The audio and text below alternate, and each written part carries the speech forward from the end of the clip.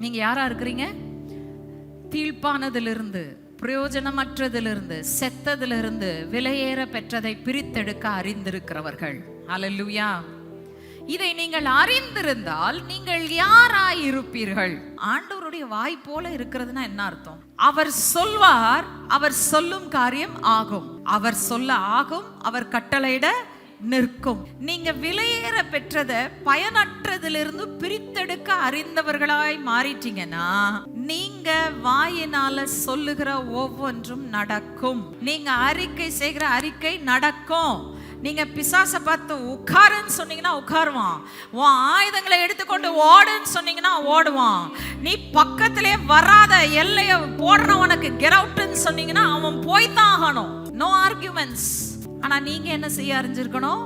பிரயோஜனமானதிலிருந்து பிரயோஜனமற்றதை பிரித்து அதை தூக்கி போட்டுட்டு இதை பற்றி கொள்ள நீங்க அறிந்திருக்கணும். ஹல்லேலூயா.